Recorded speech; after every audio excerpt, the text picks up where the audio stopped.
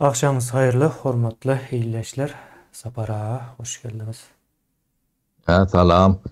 İyileşler salam. O iki O, bu hepdeden soň Sapara ağır gurrunlara täzeden çıktınız.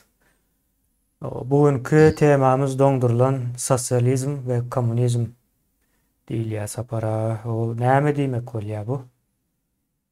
neme? Näçe doňdurulan bolanda inde doňdurulan ýalygan bardy da bir wagtlar aýaglarda ýaty. O şeýleri Be, aklynıza atmakan ýa-da. Näme mana gelýär? O neme? Kemine. Bu ağır gurrunlar diýsek dogry bolmadlygy mümkin. Bu kızykly gurrunlar edeli. Ýöne bu ağır ýerlerem bolup biler. Ağır ýeri nireti.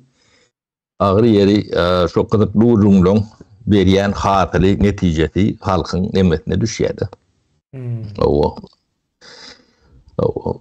ağır ýeri şo taý halkyň gerdende Mhm. düşýär. O doňdurulan sotsializm, komünizm arada biraz neme deli. Ben sana bir käbir soraglary Yazaýynmy? yazdyraýyn.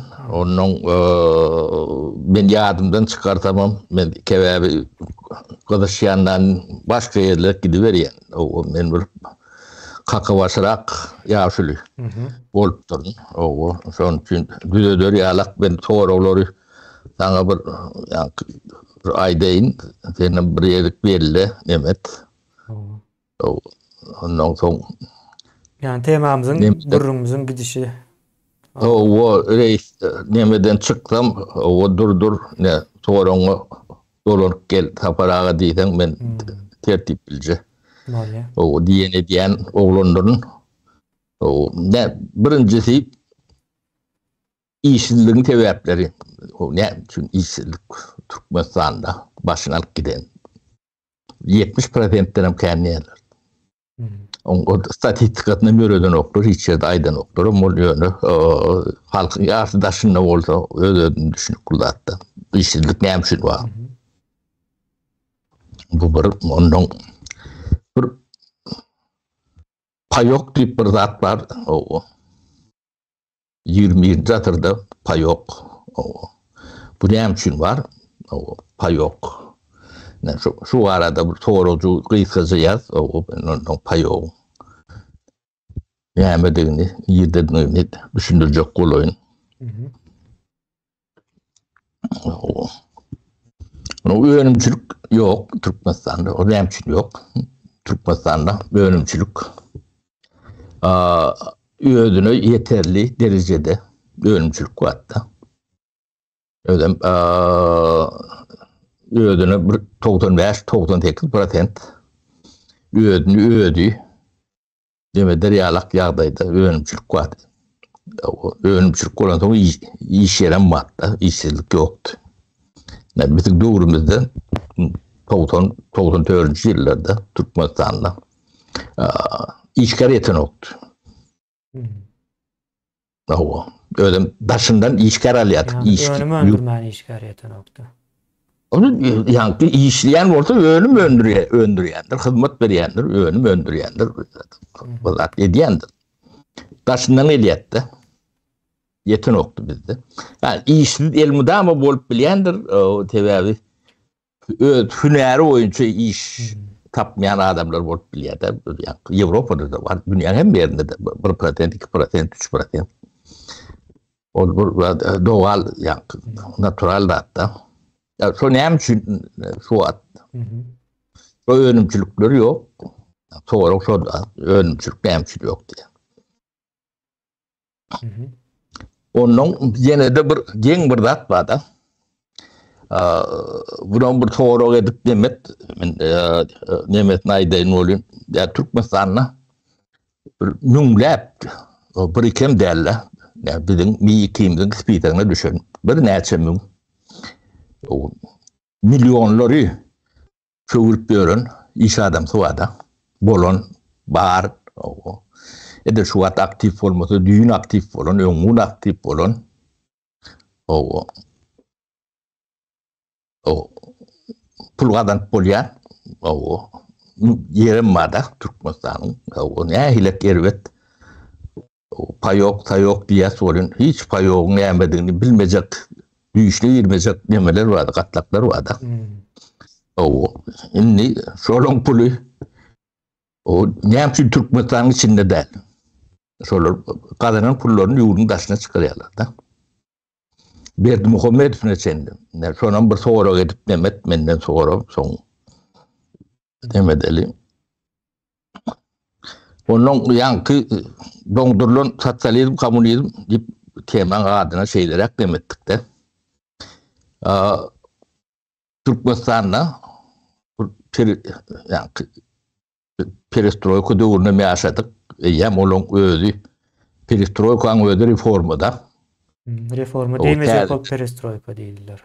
O tereden bakış değilim tereden o işi tereden kurnumu diyeniyalık düşünceler nemediliyette. Bu 89. yıllar nemedinde. O yani 92. yıllarda Türkmenistan'da ulu depkin ülen mene öz pudoktan nemediyenle reformal parlayatta. O beylek pudokları oratlar görünen oktu. Yani bizim pudoklarımızın içinde de ehli ölümcülü olmadı. Yani o hocalık tenagat ministerliği değil yani bizim ministerliğimizde. Son için içinde ehli tenagatı miriyatı. Nevitten kadın başkalarının hem beceri bizim dememizin içinde de. O hocalık tip düşünmeli değil. O adı üstüne ehli tenagat. Min pişi prom yine de mesela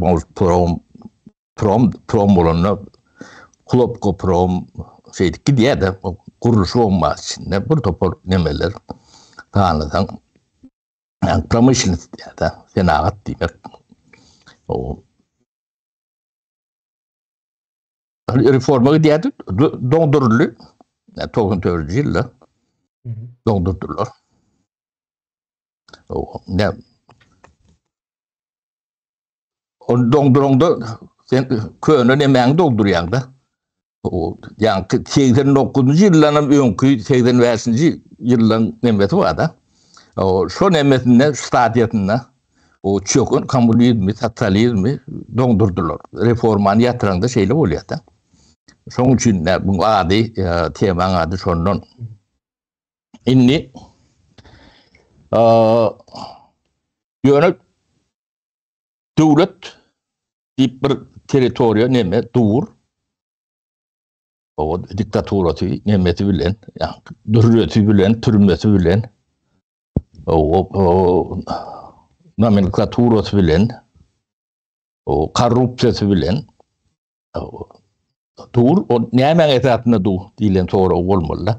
Yani sonra o görersin kemiğini bana, o devlet, bu neme, yani diktatörler, o neme dayanıp duruyorlar, kimin üstünde dururlar, bunu saklayan kim? Yeni alak bir soru gelmeli. Onun yine de bir nemi var. Ne iki vadeyem üçüncü nemi prezident de. Şu üç dövrde de at üstünde at oynadıp gelip kadırlar vardı. Yani şol bir kadır 3 dövrde. O hem demedinde de Sovet dövründe de o Niyazov dövründe de Niyazov'dan sonra Berdi Muhammed dövründe de o ödem atın üstünde. Atın üstünde demek yani pulun üstünde demek oluyor da Türkmençe. O yani giden ödem giyiniş katlaklı nemeler var. Yani yine de bir katlak var. O kellesini çıkarsa atıp basıp o da nepeden çıkarıp tohum bilen yok edilip görülen bir giden bir neme var. Yani sınıf deyin bir yadır. Topor mu? Sororiyalak tayfa var.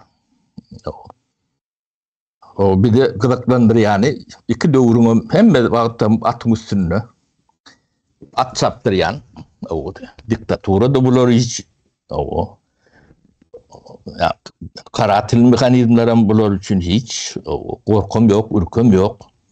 Böyle pulum içinde o ne şu atlak var arada bana doğru versin. Onu helledip nemeden o. Bular Türkmen için katı olmalı.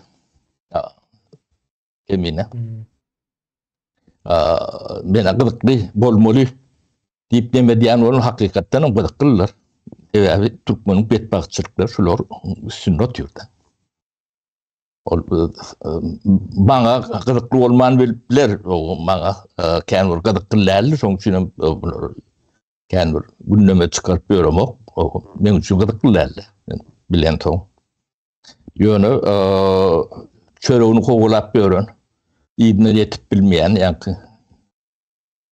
Lar için gıdıklı olmalı, tebep olmalı. Yani şu arada gurrun edelim. Onun bu da atları ben diyen için gurrun edip bu yaşlı diyen bir soru Türkiye'de.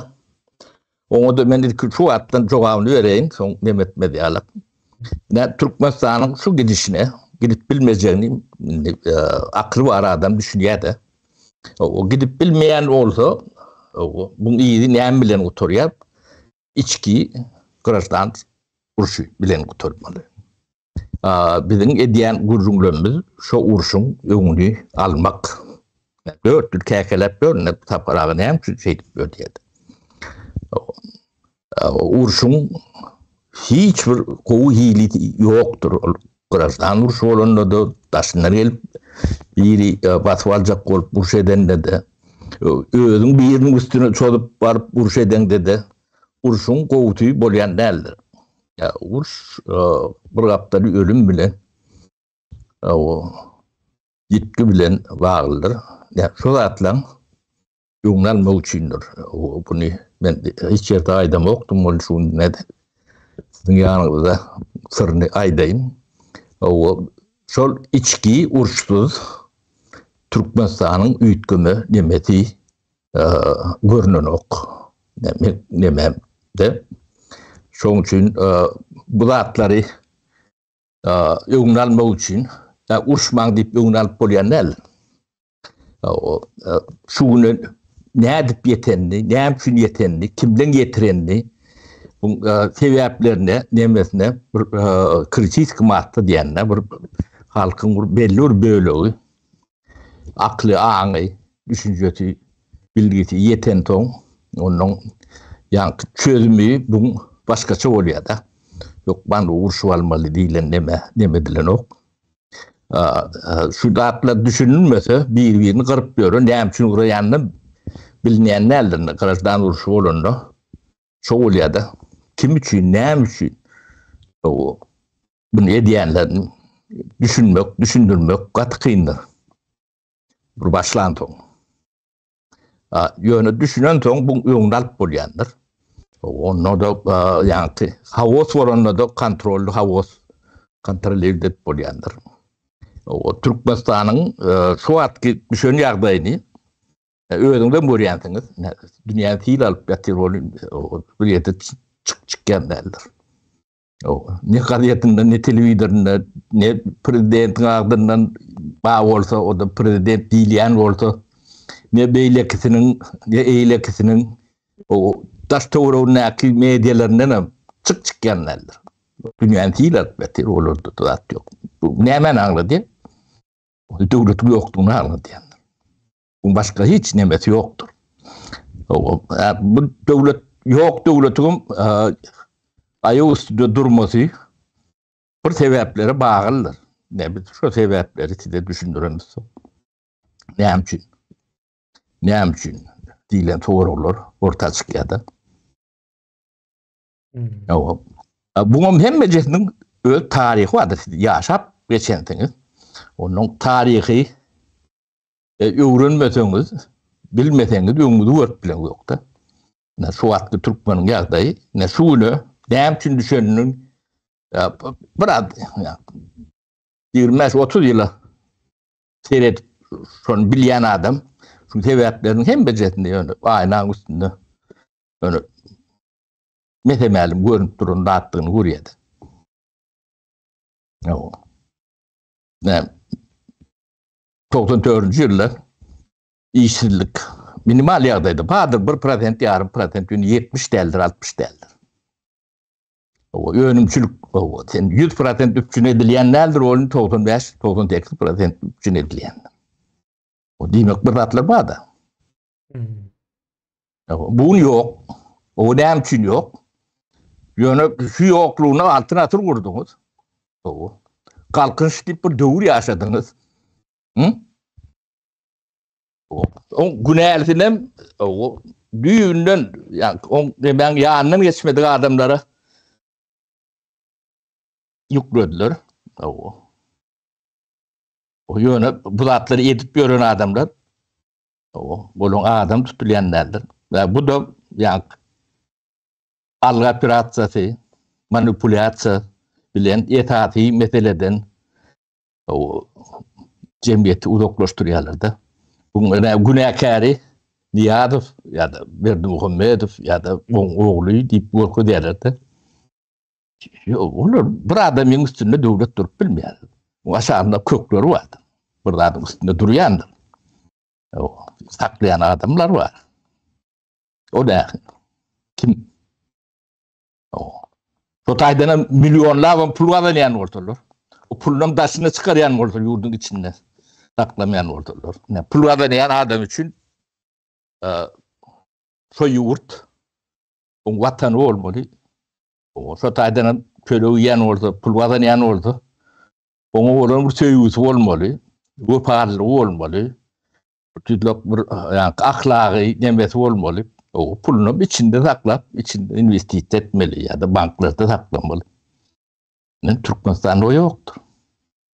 Şu pul kazanayan adamlar, kazanan adamlar hemimizin pulu dışarıdadır. Dubai'dedir, Amerika'dadır, Germanya'dadır, Angliya'dadır. O adını bilmeyen devletlerimizdedir. O Tanrı'nın geçen aşağındadır, kâbir yerlerdir. O Berdimuhamedov komşunun alaktır. Berdimuhamedov'dan sonra pulun esas pulun bir dedik. O bağırıptan tapmazsın. Tövri'de dönüp tapmazsın. Ya da ne Bunlarca iş adamı vardır. Milyon pullar o kadan demet böyle. O kadan o molya tutmaktan da pulları alıp geldi. Pullardan pulya. O da bir yengil pul. O şu pulların yedi. Saklayanlar. Türkmenistan'da bankam yok. O ne hemşin bank yok diyenem yoktu. Ne şu sorulara ben cevap vereyim. Bunu saralap sen benden. Hova sapara bu oyunu bugünkü gepleşimizin izi giderliği deyip düşünelim bunu. O işsizlik o näme sebäpden bar Türkmenistan'da işsizliğin sebäpleri nereden gelýär deyip soradyk. Indi işsizliğin bardygyny nereden bilýäs? Onu bir nemedele sapara. Halkın yarımdaşında işläp gören bolsa, hatta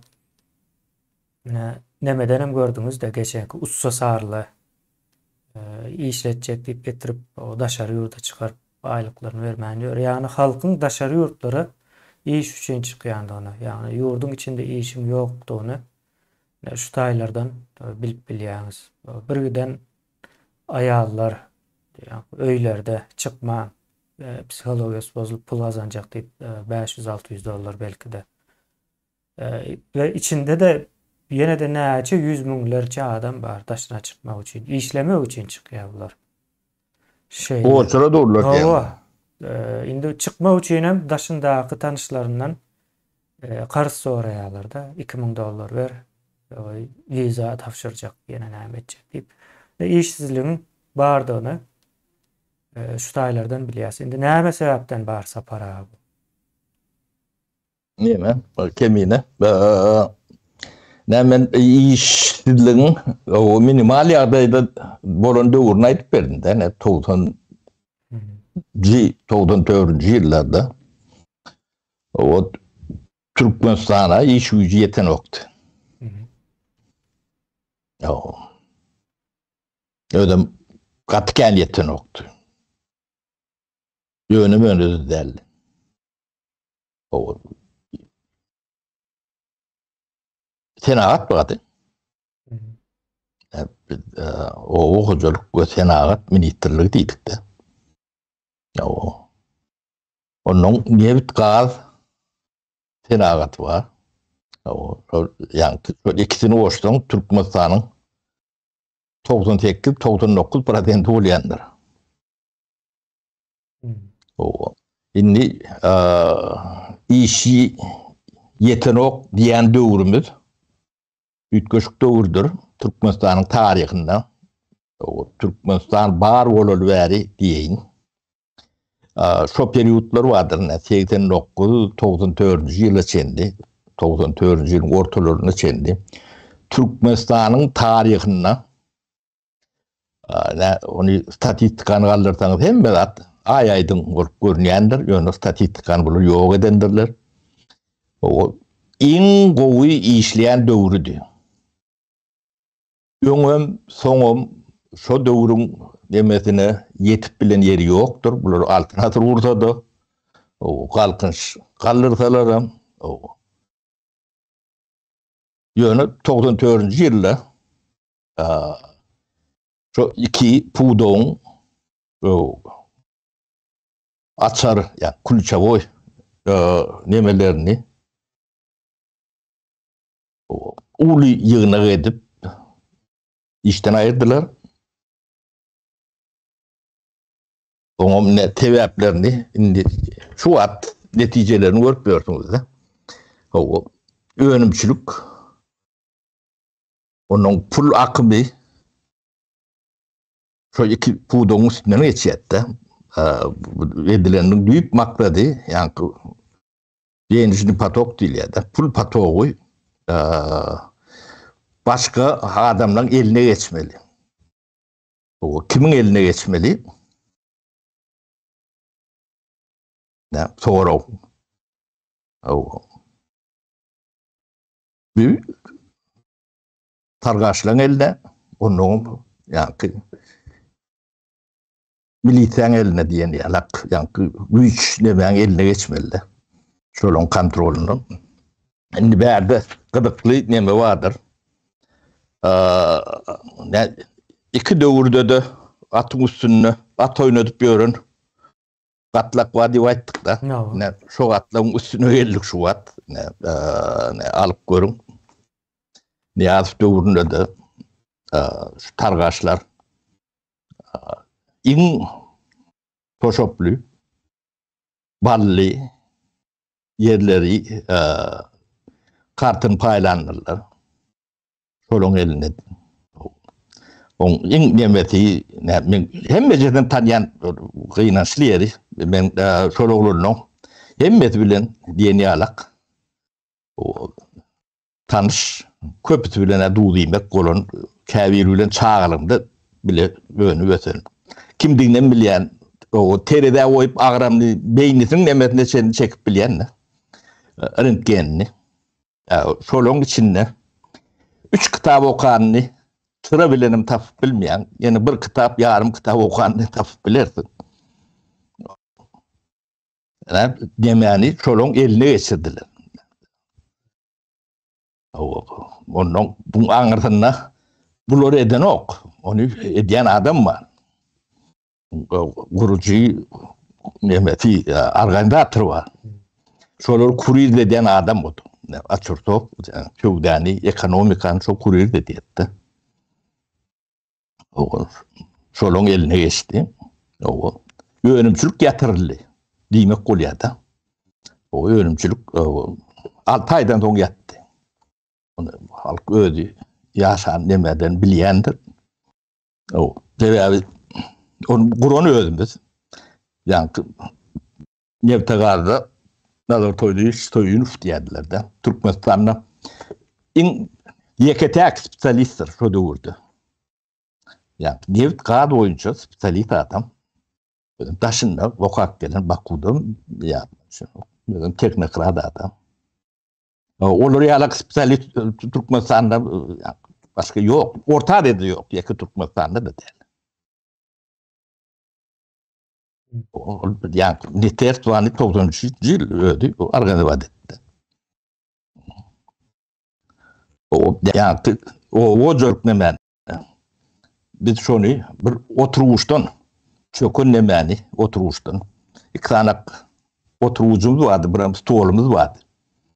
O Türkmenistan 89 yılda çöktü, battı. O konkurs diye de karup ne men. Türkler konkurs diyen onu sondan gururun demem gurumoçuluğun ağramlı öyle onu ben üstünden geçti de gurumoçuluğun bir onu öyle gurumodu adam bu yıkılan dikelerinden bilen yok da anlattık bilen bilmeyen adam yıkıp biliyorlar da onu şey ettiler büyük tevabi şol sonra bir sanırlar 94 yılda. Ya o bir can açılmadı, senagatın ölmesi bilen ikisi dettendir. Bir 50 ölümcülüğün bölülü. O eleki ölümü bu direlşi. O birja da bolmalısı birjanın nemesinde değil. Yok bir can nemediğinden bilmeyen adamdan kuran bir resti kuran. Adını birja deyiptirler yani. O adına birja değil ya. Yani hem de daha Çotay'dan geçmeli değilliği de. O bir de uğurlamalı ya da başka demeti yok. Yani resurslar o yine şu tayda bizim elimizin aşağında.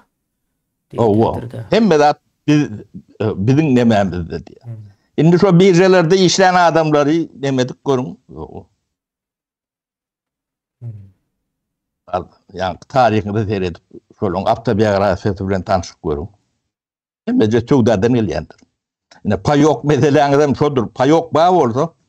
O demek yani önkü defisit boyunca spesialistler var da yani targaçlara defisit boyunca spesialist değil yattı. Tabii duhunda düşünün alaktır. O bulur yani cırlık nemeti vardır. Mental nemeti. O şu tip dişleyendirler. O tayda oku, kitap yörülüler. O tayda pul yörülü. O yani bunun başında ben dostum. Zani alak dostum. Halnadır vay diyette. Halnadır. O borun vatarı ne şu at Recep şular. Bular belki de hüvesçem değerler. Bulara da biri getiriyor da. Yani orsun ulan bilecek demeti şulardı. O şular ulan ya da. Öz golatından saklamak için. Yani şular reformani o ehli gelen reformani etmeli adamlar da şular edip bilir. Yer su reformu 92. yıl başladı. 94. yılda da yattı. Şunu bile yattı. Bir can dönemeti bilen yani o yolunu yani senagatta ödülleştirme tektirinde o reforman yatırılması değil ya da şu ikisinin doğum tarihi, birinin ölüm tarihi destek. Ne şöyle adamlar seyredip görün. Niyazif doğumunda da atın üstündedir. Niyazif ölen sonra atın üstündedir. Hiç kim işte adam deyip bilen eldir. Milyarlar pulum şu taylarda aylanyandır. Şolun elindedir. Uğur diyenem yoktur. Uğurlar başka adamlardır. Yani bu da algı pirasyası, manipülasyon, etaati meselelerden başka yerlerde men apalistaner, men aktivist, men jurnalist, men nemeist deyip görün adamlar. Yani yörüden demeti manipülasyon değil ya da bu algı pirasyası. O hedefi ütkötmeliler. Büyük tevap bu değil. Bu tayda. Nasıl 94. yılda yani sosyalizmi komünizmi o adına näme diýen bolsaňyz şo taýda ýa ölün demäni doňdurýarlar da. Mumyası mı diýýäňiz ýa-ni? Mumyası mı diýýäňiz mi? O şol demän ölüsini saklaýarlar da. Şu wagt Türkmenistanyň bazar kysatynda geçýän ýeri ýok. O arada gurrun edýänem ýok. O komünizm ýykylýly diýänem ýokdur.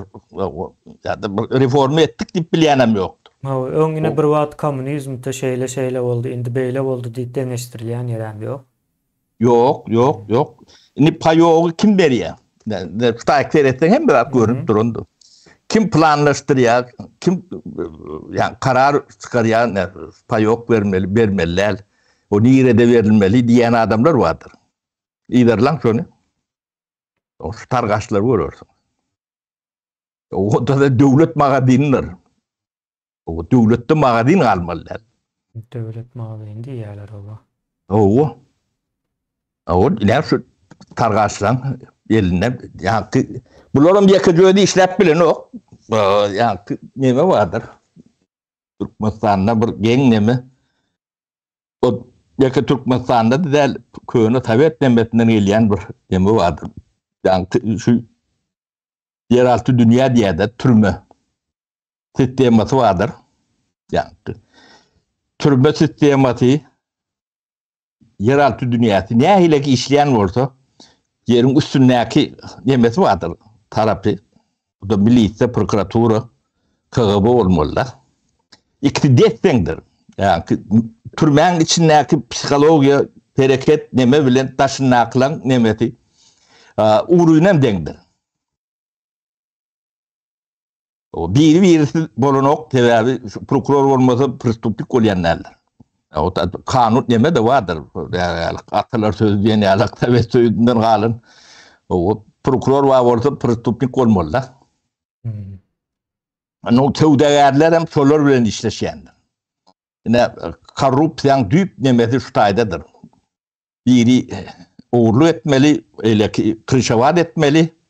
O kırışan aşağının çıkanına onu kakış kukuş etmeli.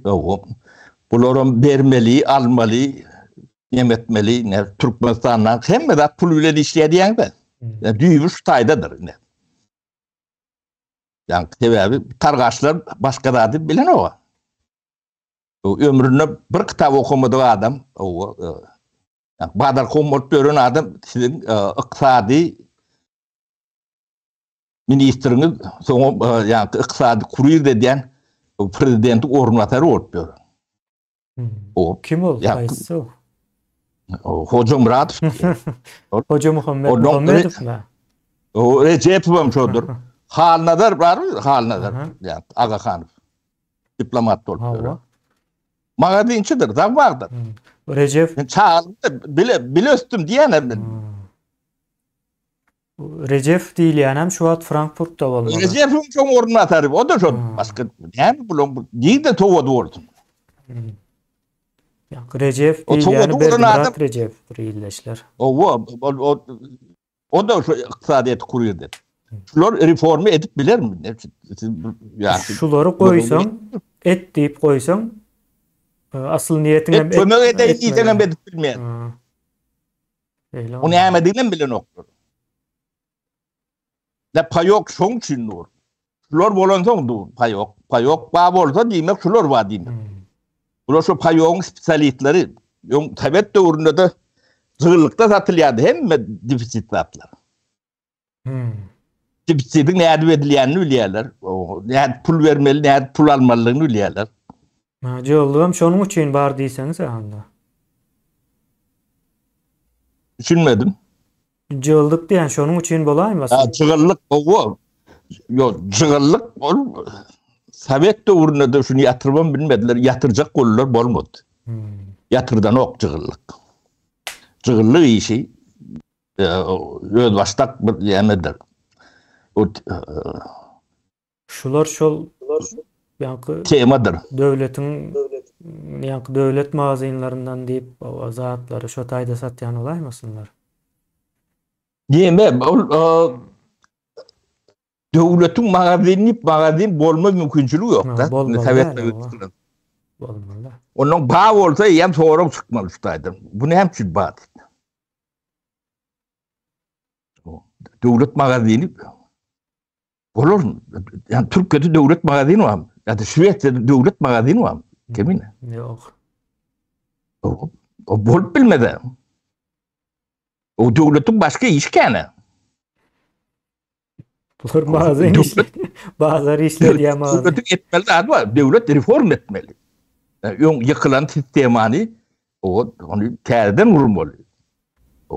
O yıkılan sistemani damaroz et o dondurup koymalı.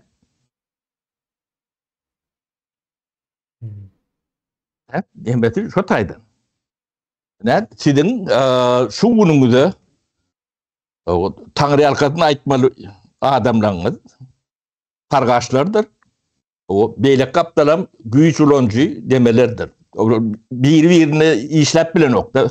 O olmasa o yok, bu olmasa bu yok da. Türkmenistan'ı yöneden 30 yıllar şulardır. Yani iki diktaturadır şunun üstüne oturuyor. Bu neme düşünüklü. Önümçülük ne şeyin yok. Önümçülük şunun önümçülük öğretmeyeceğini aklın yetem kimin? Bunlar ne önümçülük ne yapıyor? Şimdi şey deyip sorayım ben bunu. Önümçülük edecek adamlar var da. Onlar etmesine gerek yok. Yani önümçülük edecek adamlar var. Bunların önümçülüklerine hem şeyin yatırılıyor. Yatırılayanı yani bunlar pulu bilirler. Yani çığlık sistemi, tiyarlık sistemi. Yani dersen o işlem, vermesen işlemedi. O bana peydası var mı diyenler? Yani burada çıkarıp dursun da. Sana peydası yok diye, ben öğrenme var diye de öğrenir. O sen öğrendin bile işim yok diye. Bana peydası olmasa yani uğru diyen diye. Hatta kadınanı getir diye verdik. O targaç değmese milite diye. O kığıba diye. O iki saat ne mi? O sen milite işleyecek mi? Öğrenme işleyecek mi? O öğrenme işleyecek değilim türmeden çık ya. Onu işleyecek değilim pulunu onu veren öğren yine gider. O birinin kovunu taplayan ikincisini tapıp bilen o. O kağıtı ikincisini giyinem taplayan üçüncü tapıp bilen o. O elinden alıyor. O. Sen diye bu adam olanın burada dedenin önemlilerle ben pörük eğitim geliyor diye de. Yani o mücüm kıyalık. Bu da iyi mi diye adam beni. O sen o olanın bile ben demem değil. Ben ağa çıktım diye. Bu prensibi şöyle. Yani bu çiziyiz niye de bu. Ne? Türkmenistan'da hiç saat ütkenlerdir. O da donup durup bilen yok. Yani ütkemeyen zat yürüyendir. Kök demediyendir. O yeke Türkmenistan'da ulu demeler vardır. Markalar yok korku diyendir. Ne okuyor? Ne kemine? Şu an ne okuyor var mı? Yok diyecek derecede var. Yok diyecek derecede var. Bana. O şu yankı değişmeli vakti değişmedi. Yok olup gitmelidir. O devletim şunun alaktır, önümçülüğüm şunun alaktır, hem beladım şunun alaktır.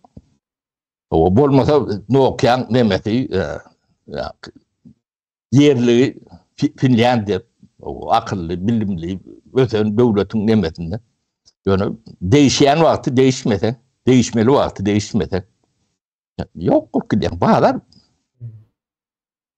dünyanın kalın yerindedir şunun alaktır. Türkmenistan yok olup gitmeli.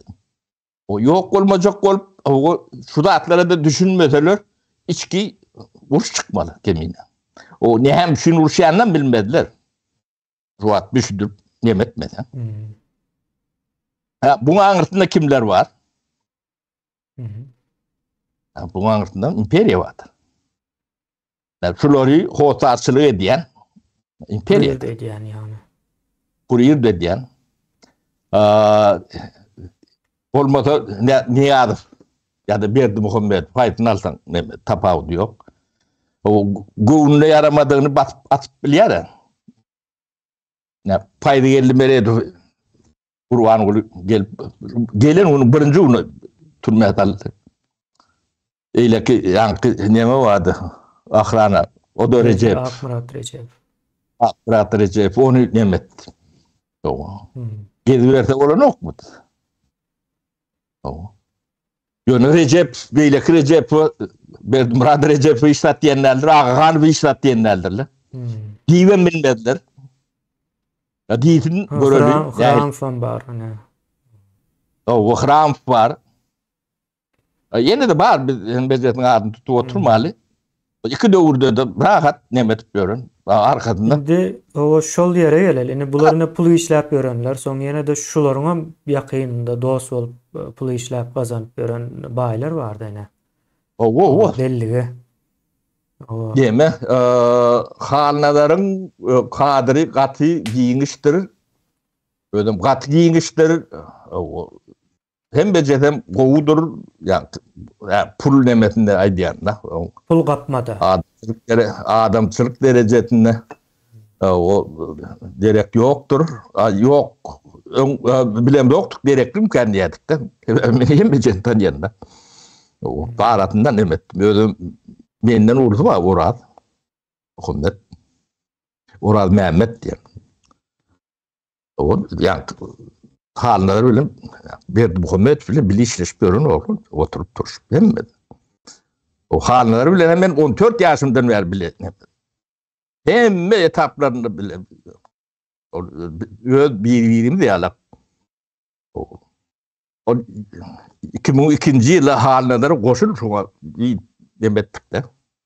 Yok diye. Hem için Moskva'da oturuyor, yanında da Açırsov oturuyor. O Açırsov'a da koşulluydu. Ben bilmedim yani bari aydı adam. Koşul şu. Bu gidiş başka yerik var ya. Yok diyor. Mühimmet. Ödem ben hanelere burada atma olsa hanemi orta koyup elmudut çok adamların biri şu. Yönüp o targaçlan pullun başka hiç tat bilmeyenini katı hiç düşündüm de. Ne Türkmenistan'la adamlar dine pul kovulayanlarlar. Pullun başka hiç tat tanıyanlarlar. Yine sol targaçlan hükümetin Onların haysiyeti geçiptir diye. Gücüdüğünü dominir dediyen gücüdüğünü tuğ dediye soda. Bunun cemiyeti gayretler. Hem becedem zırlığın bir kaptalından çıkan adamlar şu vardı. Berdi Muhammed bir kaptalı zırlıktır. Öyle olmasa ecettir. Bayağı loğunlardır. Şu tayda neye satıyormuşlar öyle? Mata satıyor ekenler. Yok, devletin yürüyüşü, şunki yürüyüşü, zırlığın prinsipine yürüyor. Devlet beytip yönet bilmedi. Kanunu yok, düzgünü yok, salgıdı yok, yeni neymesi yok. Yok, düşünceleri yetin yok çok. O yetmeyenin demesini bilen ben targaçların içinde 2 kitap, 3 kitap okanını o sıralı, elin sıralı tapıp bilsen zor olur. Onları reform ettirecek. Ya da yani bankı ne adı işletecektin? Bank yok Türkmenistan'da. Dayda bank işleyendi. Böyle yani banklı meseleye gelindi de yine sapara. Daşında pulunu saklayan adamlar değildiniz. Bankam yok. Pula mı kazanıyorlar yurdun içinde? Nerede bu adamlar yani şunun esasından mı çıkarıyorlar pullarını? Yani başka sebepler var. Türlü yolları var. Yani bunlara gerek olsa yani 1 saatlik 2 saatlik bank işlemem bile. O yüzden pullar dışındadır. Türkmenistan'da niye de saklayacak? Bankın yok. Saklamalı değil mi Türkmenistan'da? Yok. Saklap bilen varsa saklar. Saklap olmuyor. O saklap bilen varsa. Ya geçen aşağına demetmeli. O da biri gelse ne görüyor. Gelmedik diye. O çok geçen aşağına saklayanları tespit ediyorlar da. Onun altınca der getirverik diye. O getirmeden de o gözünü oğudan nepeden ya yine başka depeden çıkarır diye. O iş şeyliyor ya Türkmenistan'ı başkası değil. Bu ne? Yani yaşap işlep görünür menden kovul yere. Bu men düşün kıdıklı olmalı. Yöneticiler için kıdıklı olmalı. Ben bunu son için ağır vururum değil, kıdıklı vururum diyen ne? Bunun yönü neticede katı ağırdır. Şimdi çok pul kazandım diyen kitle vardır.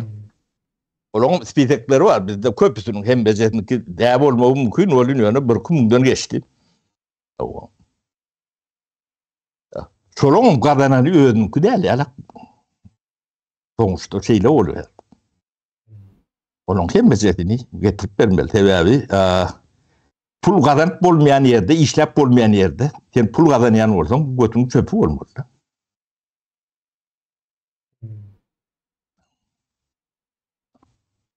Budun hem becerdiğini koşanda da bu giden milletine bedbahtçılık. O bir milletin sonuna getirilir. Yani bizim şol targaş nememiz o yeke o enetin atasın değil vatanına tatyalar.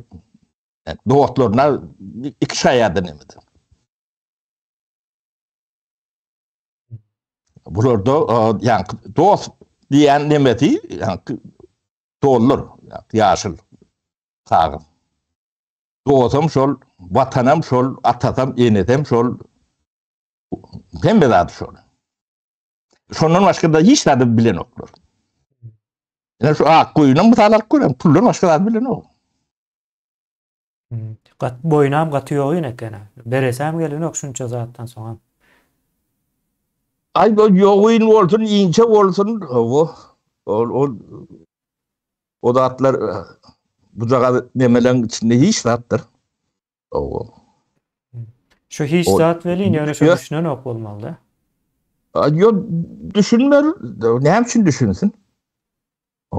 Düşünmeyenem demedik bol ya. Otu dil yaşak gelirler düşünmeyenem.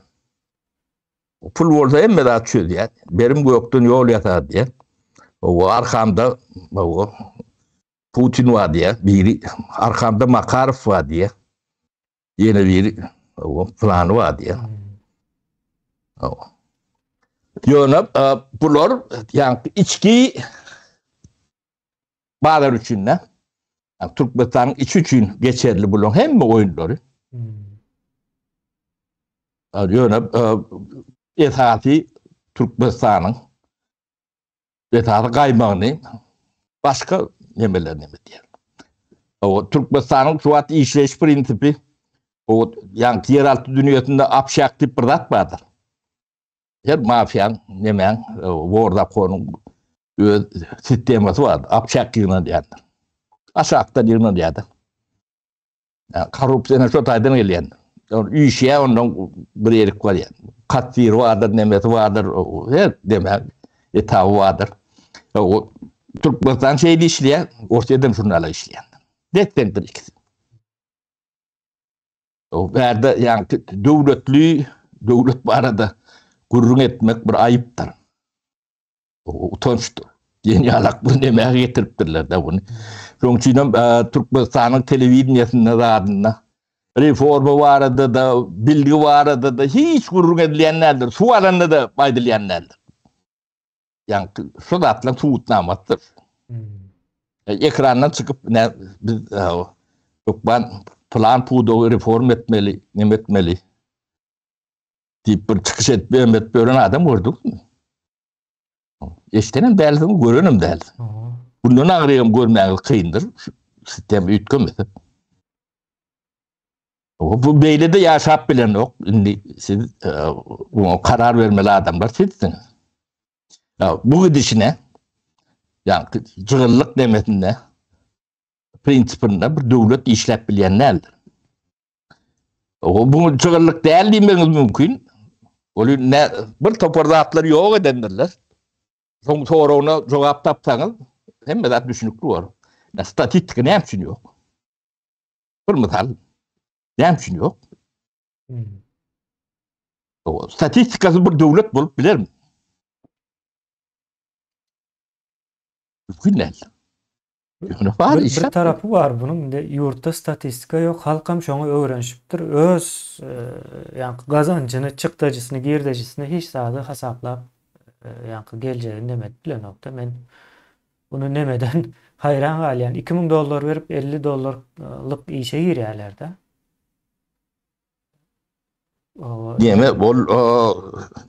Ol has başka yerden başlıyor. Kemine ol mektepten başlıyor. Türkmenistan'da korrupsiyanın emetini yani ahli bilim sistemini uyuşturup şoňa bir korrupsiyan akademiyet diýsen dogry bor. Yani başlangıç mektepten ta üniversitede çenli. Çok hemme yerine o para vardır. O çağı okuyara. O yani 30 tane çağı olsa bir klasta 2 tane muallim olsa o 2 tane muallimin alışverişini yani 30 tane çağa geçmeyendir diyen. Sonra mimikatından geçer o. O çağı her zattan öğren yani yürüyte öňüne kitap koyup o düşündürmen gerek. O da birinci klasdan başlıyor. Onun alışık gidiyor. O birden psikologiyası bozuk başlangıç sınıfın muallimleri var. Buların yerden näme öğrensin? Boluşlarından hem zatından okuwçylar göni alıp durda. Onda Yani bu hatta gurrunu edilmeli kemine. Bunu biz yani başlayıp bereli adamlar sizi yaşamalısınız. Demeni ecirden sizi çekmeli, sizin çağalarınız çekmeliler. Pulluyunuz, pulsuzunuz. Vazifeliğiniz tapavdı yoktur. Şehirliğiniz, ovalıyınız. Yani gelecek sizin çağalarınız için, siz için. Şu rejim sistemi, bu adını deme oyuncum, yani çağırdım ben, bir mafyozun bir nemeye alak. O idili mafyozunu yani kapadayı nemelerim yok bulun. Bir levdli nemeli değerli kandı oluyor da olurum der bulur. Bir ahlaksız nemesiniz. Direkti de. Şolur bile ne yaşamalısın? Bunu bilýsem şol prokurorum şol. Hemmesem şol. Bunu içinde olup o menden siz gowurmeli. Siz içinde yaşatmıyorsunuz. Bunu muallim olmalı. O üniversitede muallim olmalı. Yani hem şu gurrun neden yok? Bu ne hilek bolýanyny demediň mi? O hirak bolýany görünüp dur. O hemmek şu ýöne içinde yani aýlanýan pulun nemesine, keypine o işe gatnaşyp bolýar. O giden yani nemede oğurluk, o da bir yerlek var büyüşýändir nemediýändir o pulun. Hirak gidip hirak gelýänni. O iýerlerden nirelerden çıkacak. Ýöne yani bir insanlykda döwlet bolmaňdadyr. O ýöne bir gidecek bir owaň nemesi bolanda silgelenli diýmek. O bu ýöňnala diýmek bolýandyr kemin. Indi bir neme gurrun bereýin. O şu soraňyza neme ýetsin. Ne Könürgençde yağış yağdı geçen 2-3 gün bundan bolan vakalar. Şimdi şu yağış yağan günün ertesi günü sürü olup yani gurrun berýärler-de Könürgençdekiler. Yani möjek ýaly olup diye polis işgärleri gezip ýördi diye. Biz diye bulary görüp gaty ýigrendik diye da bularyň boluşuny bilýäs diye näme üçin gezip ýörelni şu surata düşürmeli däl ýene näme diýip gözümüzi gorkuzyp ýörler diye. Bize görünüp dur bunun şeylediği. Yani gülkünç de indi men gülkünç diýen tarapy menim pikirim. Yani adamlar gaty ýigrenji görüpdir. utadan ok diye Neme sürü bolup köçeden diye gezip görler diye.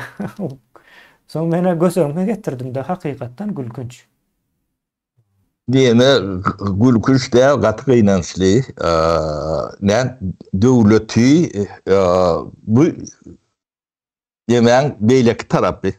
Yani targaçlan beyleki tarapy. Targaç sistemasyny gorayan demesi de bu.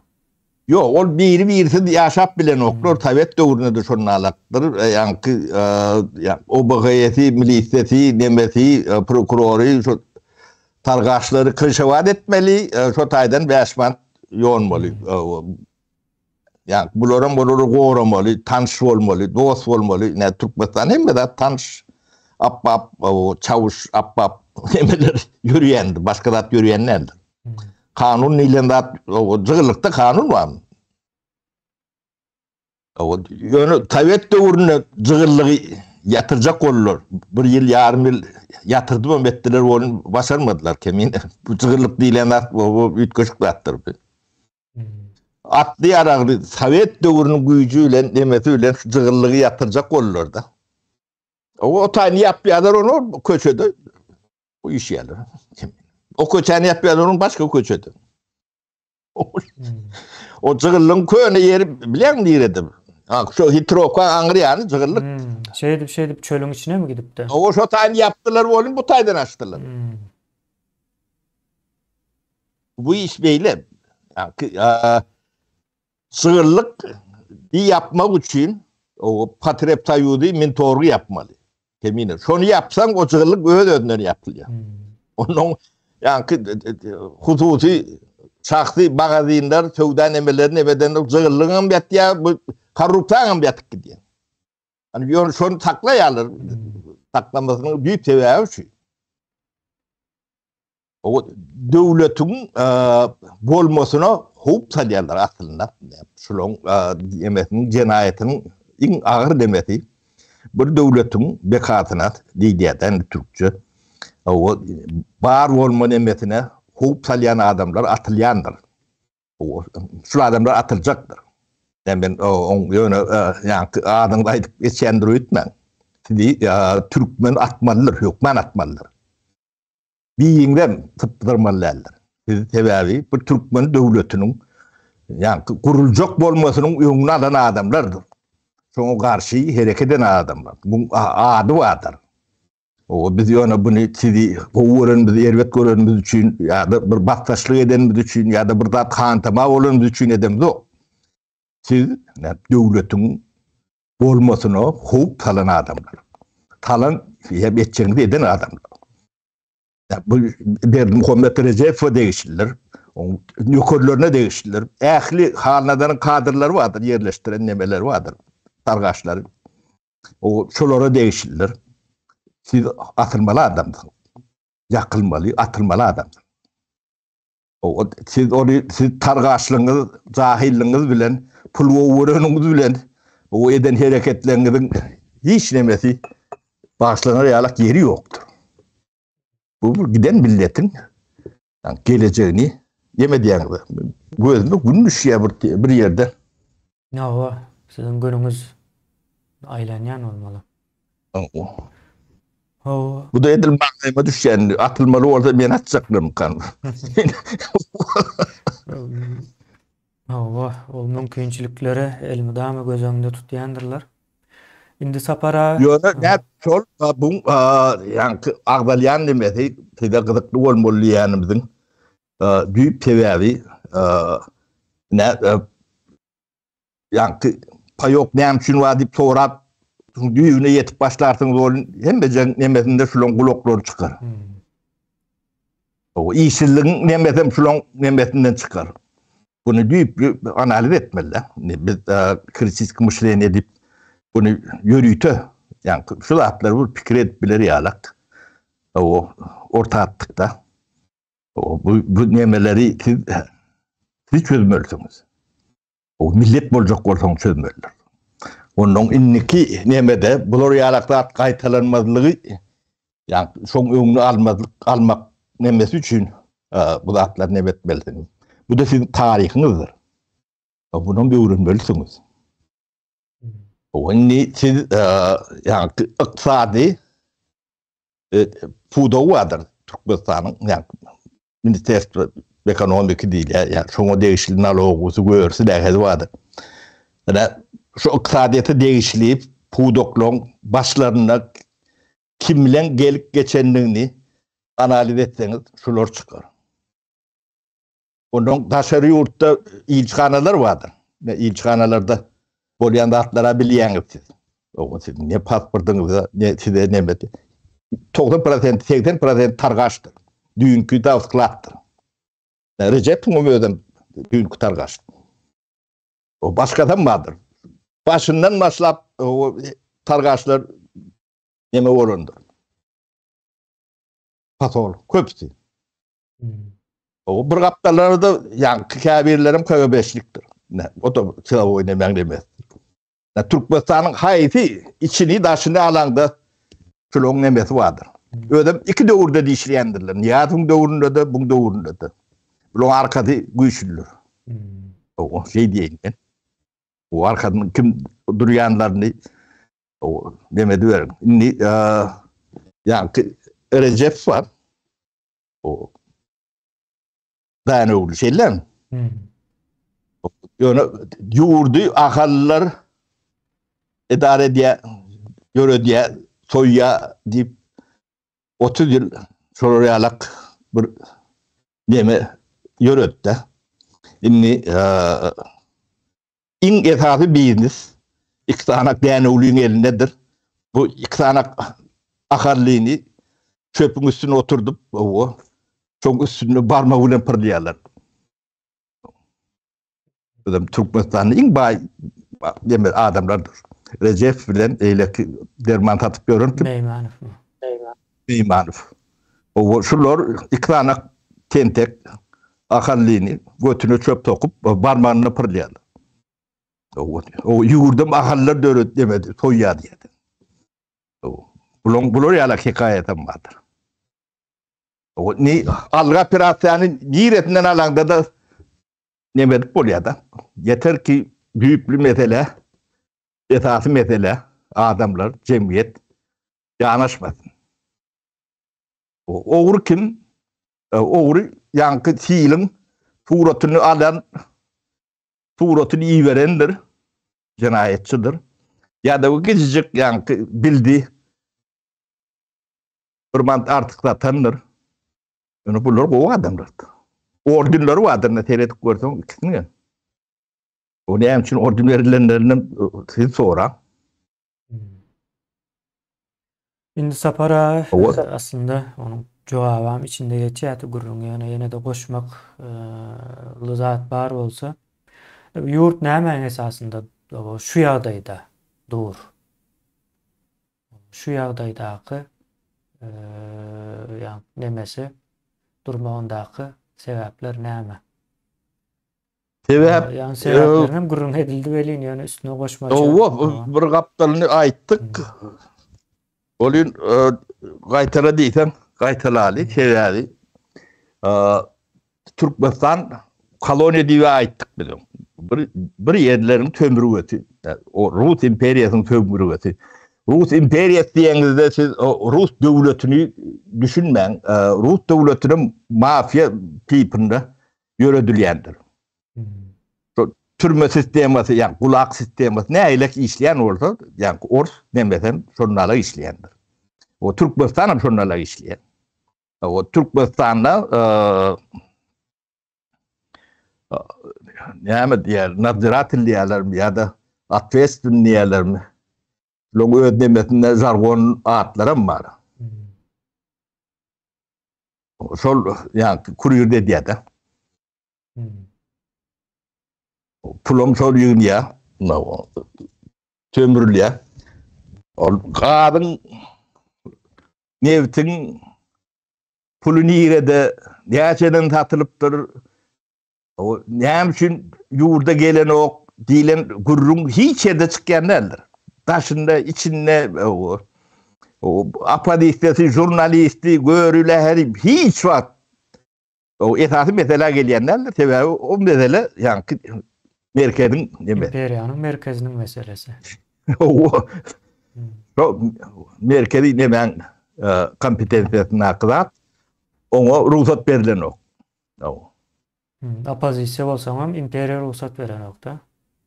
Yo, opozisyany döretmeseler, opozisiyanın bölüleri döret diýerler. Döredäýmelim. Sebäbi öz başına özü dören opozisiýany kontroller edip bolanok, koordinir edip bolanok, şeke düzgüne salyp bolanok da. Raýat salyp bolanok. Öz dörecek opozisiýanyň yerini doldurup tutup durýan bolmaly bular. Yo, onun opozisiya bolanno o döwlet legitim bolýar. Bu karşıdaşam var, ödem var diýilýär. Onda problemi ýok, bir-birini deňleýär diýär. Owa. Onşan oklar davalaşýarlar, neme diýerler bolmuyor, döwlet var diýär. Bu karşıdaşam var, ödem var diýär. Göreşýärler diýen bolýarlar. Hem şun kim bilen göreşýär, o da belli derler. Ýöne düýpli mesele hiç kim goloýuna barýan derler, ödem oğurluğun in ulusu var da Recep filan yani değil ki fabiliyetine Neymanov şolardan oğru prezidentlerin derler. Şolun adını eşitip mi dediniz? Bir yerde. Sapara aytmasa. Böyle pulların içinde derler. Şolar yani vatan töyür vatan için nemet börün olur. Kazanan pullarını yurtun içinde yatırım etmeli, ne etmeli o. Bak o da der. O blon arkasında kim var? Şuları hiç kim zat deyip bilen o. O. Makarımın dostlarıdır. Seyret görsen şudur.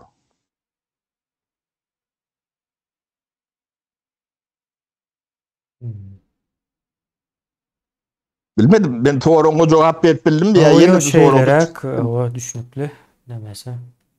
Şeylerek olsa düşünüklürek bolýar. O yankı en soňky soru aslında hemme nemede de gitti.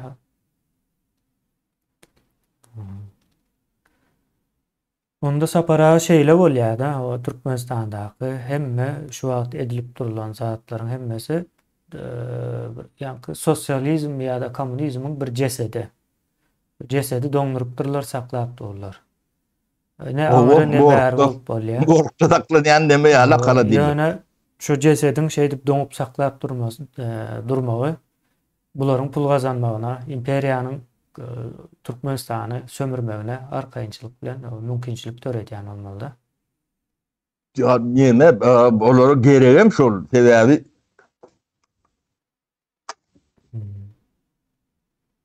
taptım ödeyem kemiğine şu nemeni. Bir de günümüz katı yetti kemiğine. Kâneye gün düşüp neme diyenekin. Yanlış batam.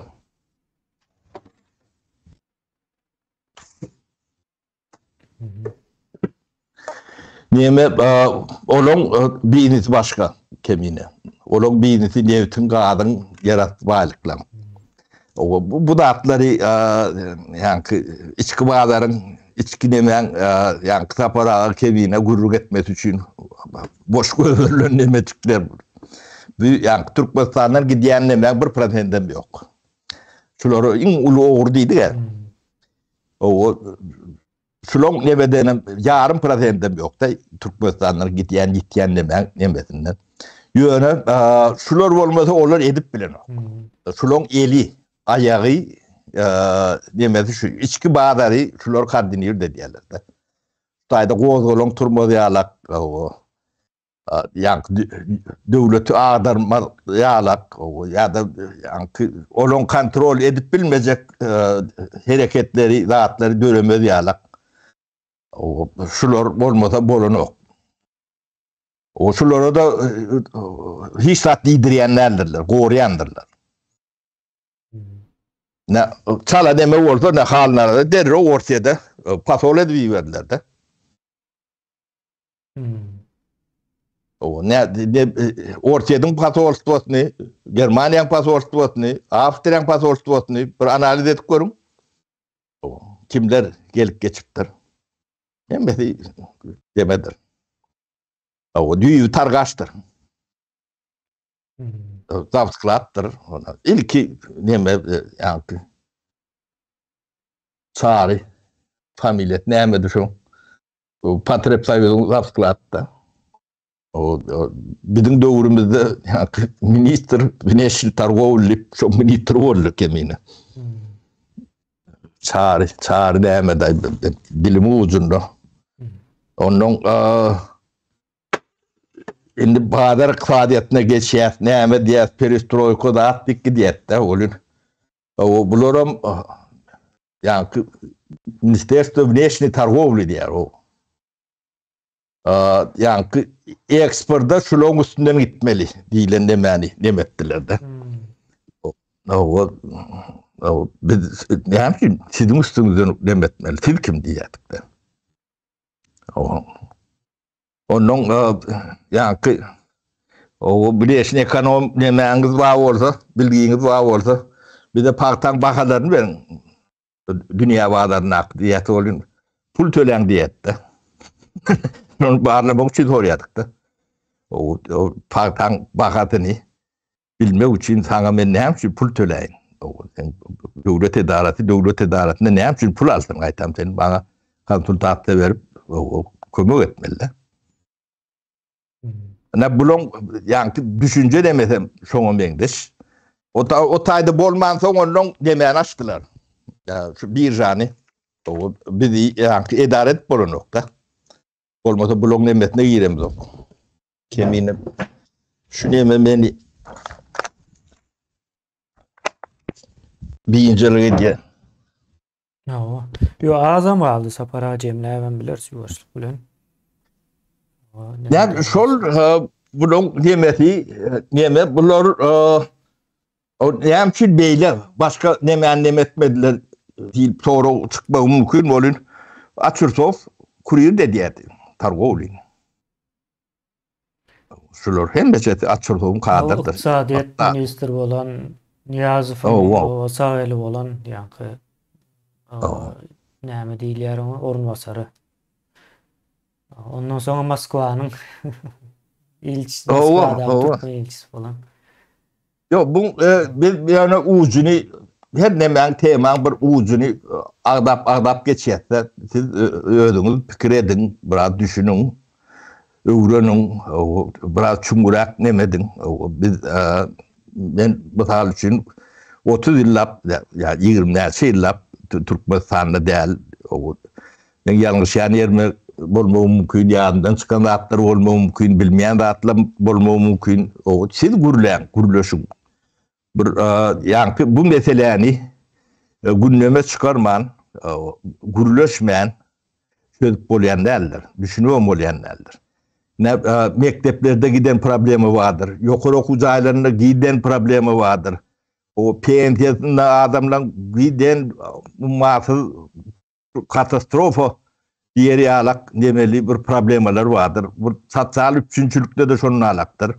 O medisinede de şunları alaktır. Her kim öğüt puduğunda, öğüt nemetinden metleğini ya da bilen, kılıplayan ya da sana değişilerek yemeleri siz gürleşmelisiniz. Bu zatlar gürleşmeyen o çözüm olayanlardır. Evet, problemin nerede yatanını bilmeyen o çözüm tapıp olayanlardır. O şunun için gürlen, paylaşın, bilgi diyen zat paylaşın o bilgi olup bilendir. O sana delili yoktur, sana aytam peydası vardır. O başka bir yerine yani bilgiyi, bilenini paylaşsan sana ziyan olacak yarlak düşünce vardır. O ne şu targaçlardan alan düşüncedir. Ne cığırlığın nemettir, psikologisidir. Size Türkmenistan'ın cığırlık demesi yani targaçlan hem de hadi yani cemiyeti ornaşıptır kemine. Ben şunu yani hiç eneksiz görüyen de. O tayda hiç ahlak olayan neler pul hem ayalındanam, doğunundanam, çağağındanam goğudur. Şonu goğurendirler. Hakikattanam şeyledir şu at.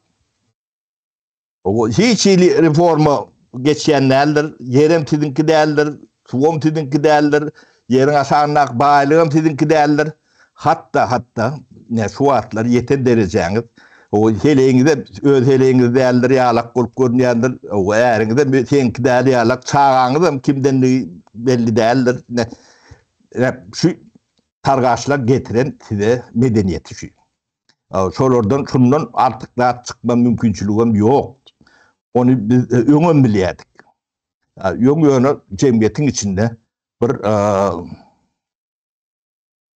görürler ýalak bir elit diýenmi, bu adyna elit diýetmek gelen okul bir ahlakly, bir agras bir kitle var da. Adamlara görürler bolýan, nusgalnyan, maskalalar wady ululy. O şol saklaýardy. Blok targaçlygyny öňem bilýär. O bizim bir topar targaç garnaşlamaz o dem yemetine çen tanap bilýär. O okan kitabyny ya okujak okumadygyny şondan bilýär. Biz blok içinde öňü ösen adam. Ne yani babaraplı vardır. Hemme hareketi 100%. Şu zığılıkta oturan dayıdan çağastığını güdaydık burada. Koyun akıp görün toğa adam tinlap bilendir. Yanlış olsa aytsın mı? Yok böyle deldi. Yani başkalarının içine geçerim. O yüpöktatıp görün, yani pommaktatıp görün neydi?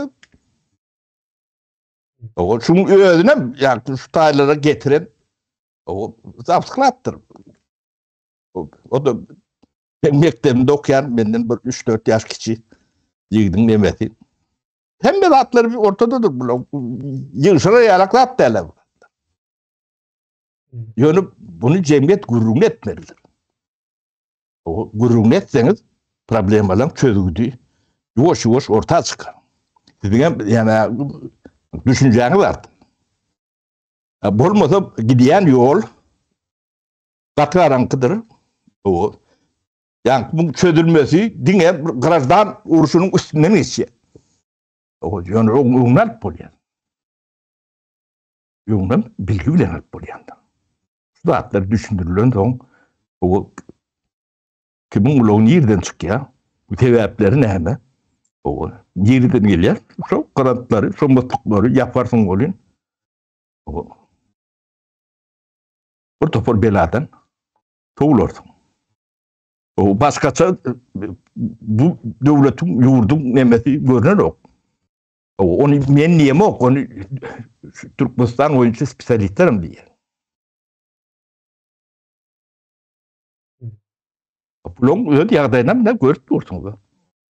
Neyse olay oldu. Covid olanı neyle ödün alıp başına dinettiniz. Silalarını neyle kolyanlarını görüyorsunuz. Edil halkın düşmanı alıp baryalar özlerine. O ne pasport diýilen zat o ne şonu çözüp bilen oklar. Bu çözmeliler ömeyden oklar. Bu ayıptığından bilen oklar. Bu milletin bir mertebesini yere sokmaktuğundan düşünen oklar. Bular özleri için yamanlık ediyen olsalar ya da halk için nemediyen olsalar o bir yani bu milletin adına katıp ulu ısnadı. O neyle bir Türkmen devleti olur danin öz vatandaşına pasport verip bilmez. Adam yalak. Dünyanın yeretinde var bu, bolup bilecek. O men zırlık diyenmin, targaç diyenmin nemeti şot aydın. O pulun olsa beriyerler. Ne? Tuğutlamazdır. Puluna pasport beriyerler. O köprek versen 2 günde beriyerler. O hat köprek versen 1 günde öňe etip berýärler.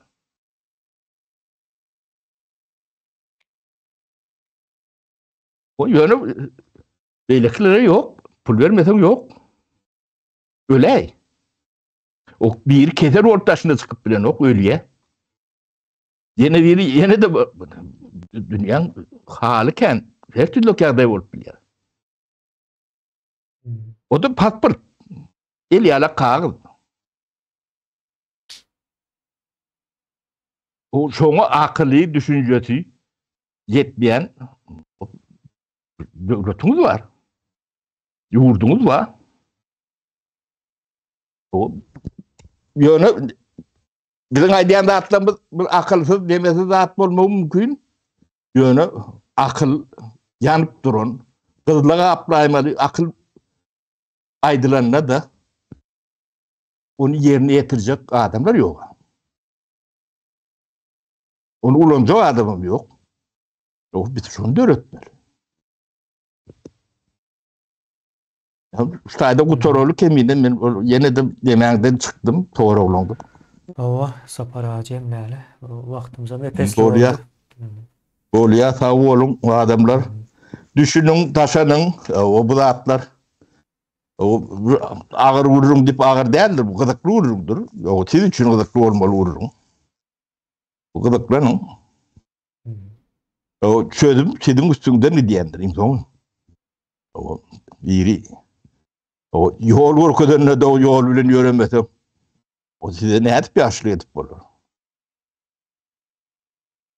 O yaşlı. İçecek kolunda da bulunukta. Onda bolya sağ olun. İyileşin. Bolya sağ olun. Sağlıkta görüşelim.